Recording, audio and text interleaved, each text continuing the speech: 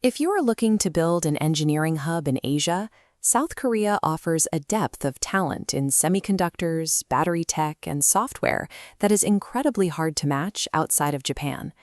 To put that in perspective, 71% of adults between 25 and 34 hold a university degree. That is the highest share in the OECD. And recently, that talent pool has become slightly more accessible.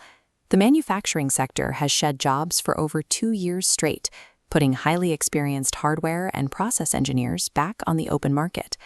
But expanding into Seoul comes with a severe structural trap. Global employers routinely apply Western budgeting arithmetic to Korean payrolls, and it leads directly to expensive, immediate failures. If you base your hiring models on national averages or hourly minimums, you are flying blind. The Korean labor framework operates on a set of invisible multipliers: the 209-hour rule, extreme salary stratification by company size, and mandatory funded severance.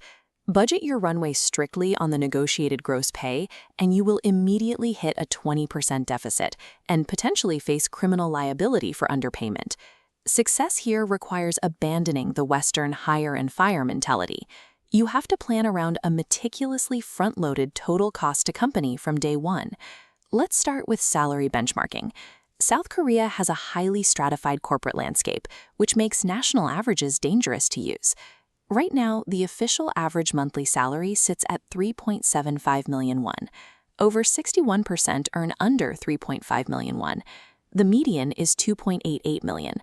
The 3.75 average is skewed by conglomerates paying over 6 million, masking the 3 million average at smaller firms.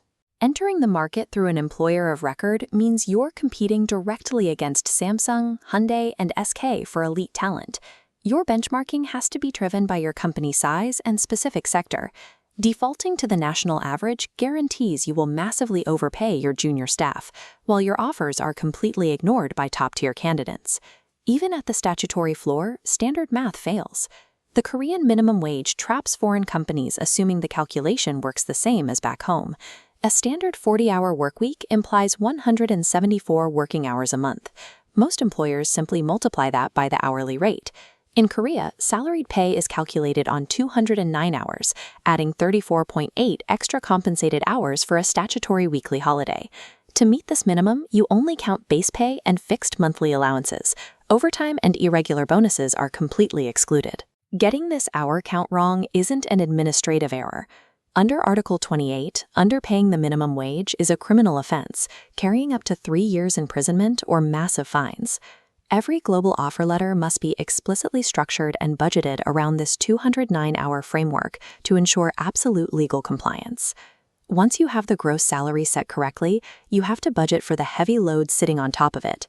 That gross negotiated number represents only about 80% of what the hire will actually cost your company. The first addition comes from the 4 major insurances, which are mandatory for all Korean wage workers. You start with your gross salary baseline, then stack the employer contributions for national pension, health, employment, and industrial accident insurance. Combined, these add between 10.7 and 12% to your ledger. But the largest and most frequently overlooked liability isn't an insurance payment. It is statutory severance. By law, anyone working 15 or more hours a week accrues 30 days of average wage for every year of service they complete. That acts as an inescapable 8.33% tax on annual pay. It activates after their 12th month on the job and is owed upon resignation or dismissal. Budget your runway strictly on the base salary alone, and you will guarantee an unexpected, potentially devastating cash flow crisis by year 2. You must price in the base plus that full 20% markup. Finally, we need to address the illusion of flexibility.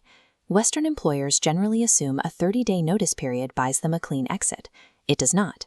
The Labor Standards Act bars dismissal without strict just cause, meaning serious misconduct or heavily documented performance failure. This applies to any employer with 5 or more staff, a threshold you hit immediately under an employer of record.